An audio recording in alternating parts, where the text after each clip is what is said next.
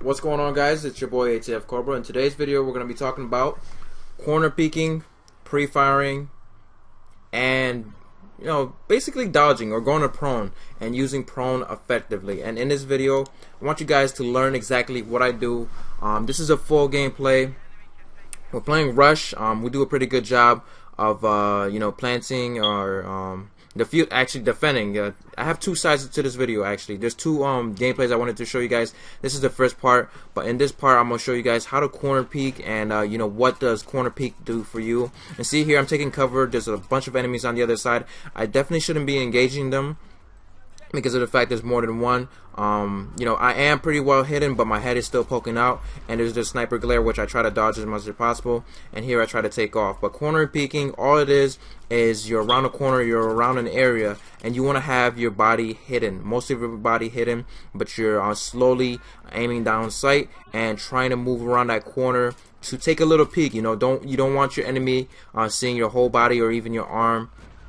And while you're doing this, if you're in a really sharp corner, you could definitely take out enemies because you could start pre-firing in this position before they even get to see you. And in this gameplay as well, I get saved a bunch of times. That's why I go 10-1 or something like that. I get saved a bunch of times with my teammates.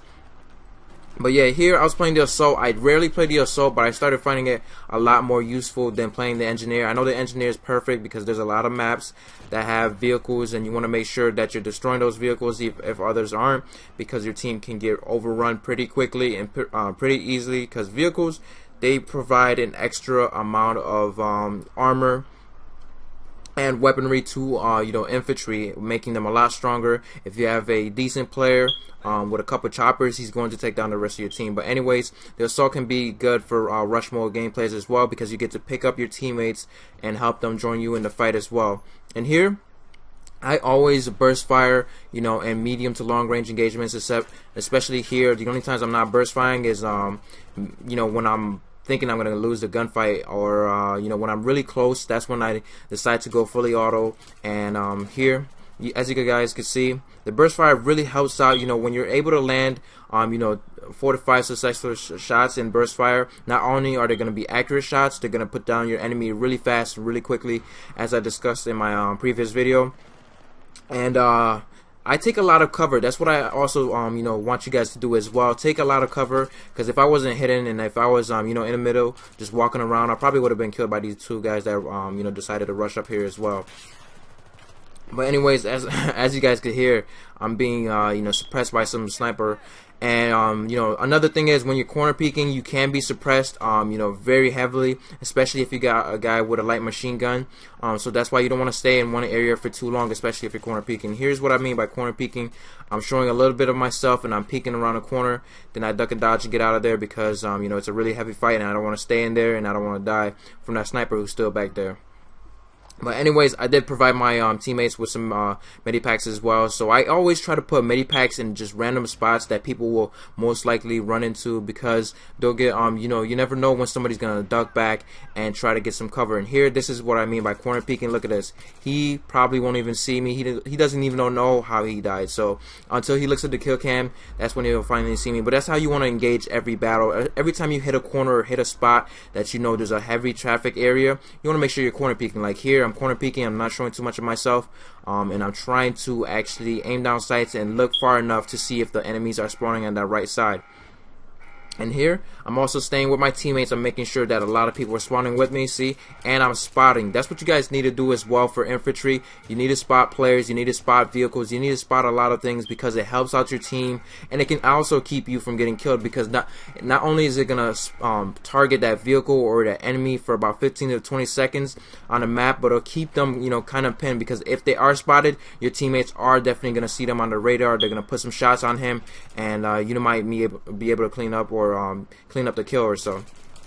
But here, that's a good another thing as well. When you see those skulls and those reviving skulls, they really light up when you're playing as a assault class as well, because of the fact that you could revive your teammates. It shows you that extra revive Because sometimes when you see those skulls, you don't really pay too much attention to them, but once you see that lightning bolt on the map, you know that somebody needs to be revived. And it also tells you that someone's been killed in that position. So what it tells you as well is you got to be prepared to take it on a gunfight. Here, another example of corner peeking. I'm just poking out a little bit of my head. I'm making sure I'm not giving my enemy any sights of me, and burst firing right here. That's the medium distance. I should have landed a couple more shots in him, but I was having some difficulty adjusting my recoil. And that's what you guys need to do as well. If you're having some trouble with your recoil, or you're having some trouble with your aim, lower your sensitivity just a little bit, and make sure that you also readjust your aim. And if you're not hitting the shots that you want to, make sure you also stop firing for a little bit, and then readjust your aim and start firing again. Don't just fully keep tapping and bursting it, because it does decrease your accuracy advantage that you do have when you're standing still and when you're firing. Now another part I wanted to show you guys as well, being able to go on your own and do things on your own. Right here, I take my own route and I try to go to the right, because I know from the left side, the enemy from right here, they could definitely see us coming through. So I think I've been in this position before. I've been fired upon from that position, so I'm going to move on to the next position, because you want to be unpredictable. You want to make sure that you're on your toes, and your enemies does not know exactly where you're going to be or exactly where you're going to go. Don't be predictable, because it's going to get you killed. And right here is a perfect example of what to do and what not to do when you're freaking by yourself. Don't always rush blindly. Like right here, I just rushed in here, and I turned around. I did look around for some enemies because of the fact they do tend to camp. And here I find one guy right here. I don't know why he was still there. I guess nobody else pushed up with him, so he was kind of scared.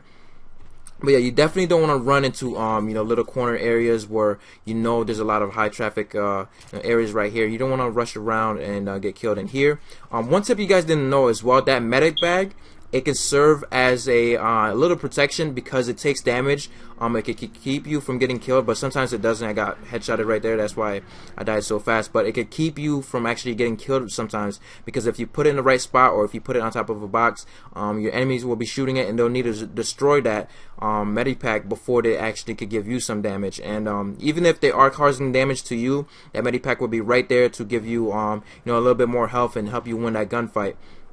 And some people actually think it's cheap to actually lay down a health pack and then to actually start firing or start engaging your enemy, but it's actually really helpful, because it's gonna help you win that gunfight. Whatever can help. That, I mean, to me, it's not cheap at all, because of the fact that you're kind of giving yourself extra health, but you're putting yourself in a better position than your enemy would. Like I said, you're always trying to win gunfights.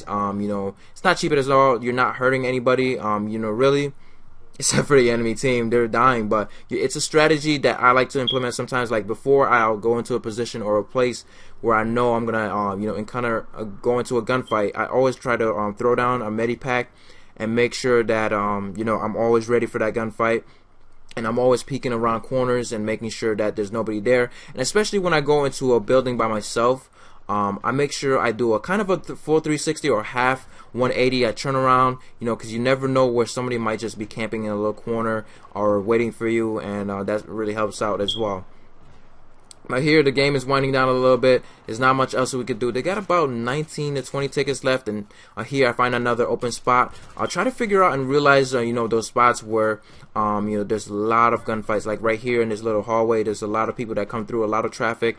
Make sure that you're not always blindly rushing into those areas. And here's another example, corner peeking before I actually take off, before I actually go, because that's a wide open shot. Somebody could take a sniper could take a clean shot at me, so I make sure I hop around and be unpredictable and run around and try to get to the next position. And the reason why I came over to A is because I felt it was a little bit too empty. I didn't see any teammates, and for good reasons too, because not too long, but here they come, enemy team, right? So that's what you guys also want to do as infantry. Fill those holes, fill those gaps wherever you feel as though you don't see your teammates. There's going to be enemies there. It's just another rule that you guys should keep in the back of your head, especially if you are in an open spot. And look how fast he went down. I mean, that was a burst shot.